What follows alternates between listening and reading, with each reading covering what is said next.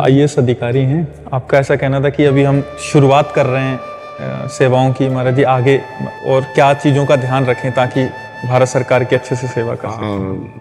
हम तो प्राय दो बातें ही निकाल पाए हैं जो अपने धर्म से गिरा देती हैं, प्रलोभन या भय।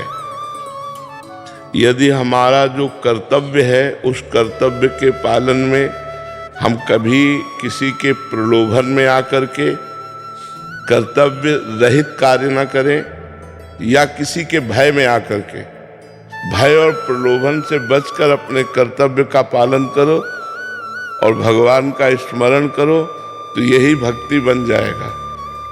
और अपने कर्तव्य का पालन, जैसे देखो अर्जुन जी के कर्तव्य का उस समय पालन करना युद्ध है, तो भगवान उनको पूरी गीता जी सुनाकर युद्ध में ही लगाया। तो भगवान का तात्पर्य है कि तुम्हें जो पद मिला है, जो कार्य मिला है, उसको सम्यक रूप से करो। भय या प्रलोभन में आकर उससे विरुद्ध आचरण ना होने पावे। जैसे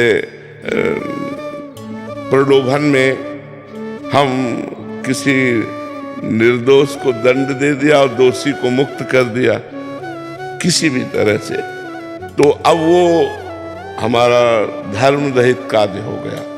कोई जाने न जाने, भगवान तो जान रहे ना, सर्वज्ञ भगवान है।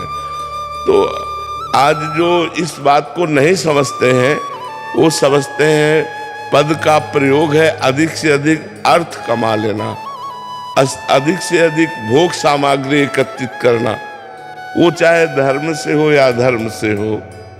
तो ऐसी बुद्धि अगर न रखी जाए और धर्म में चलने पर हमें नमक रोटी ही मिले, हम साधारण वेशभूषा में ही रहें, लेकिन हम धर्म से हैं तो अपने राष्ट्र की सेवा कर रहे हैं, हम अपने भगवान की सेवा कर रहे हैं, क्योंकि भगवान की पूरी सृष्टि है, और नाम जप कर रहे हैं तो हमारी सदा उन्नति ही होगी। हम तो यही प्रार्थना करेंगे आप सबसे कि जो भी कर्म करते हो उसमें पापाचरण ना होने पावे, और वो कर्म कृष्णार्पणमस्तु करो, और बीच बीच में राधा राधा जपते रहो। फिर जीवन का जो लाभ है वो असली लाभ है भगवान का भजन, भगवान का नाम और सत्कर्म।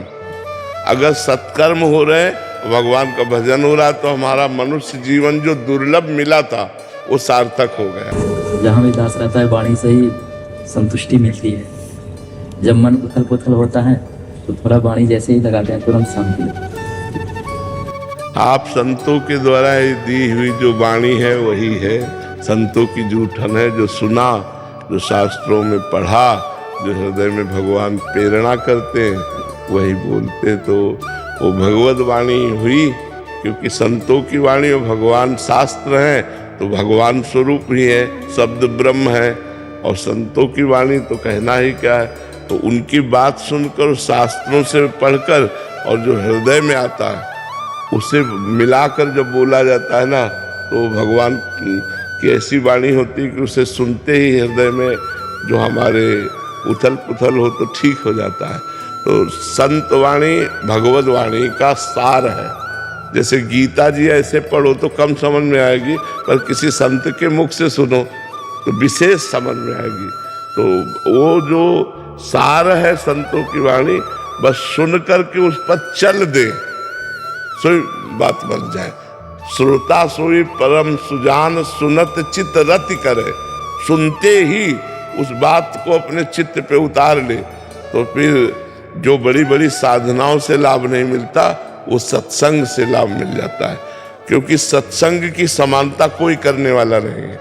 तात स्वर्ग अपवर्ग सुख, धरी तुला एक अंग, तूल न ताहि सकल मिली, जो सुख लव सत्संग। एक लव मात्र के सत्संग में, क्योंकि जो 10-50 वर्ष साधना करने पर बात अनुभव में आई, वो संत जन 1 मिनट में दे देते हैं। पर श्रोता सोई परम सुजान, परम सुजान श्रोता कोई उस बात को अपने हृदय में धारण कर लिया तो मंगल हो जाता है जी।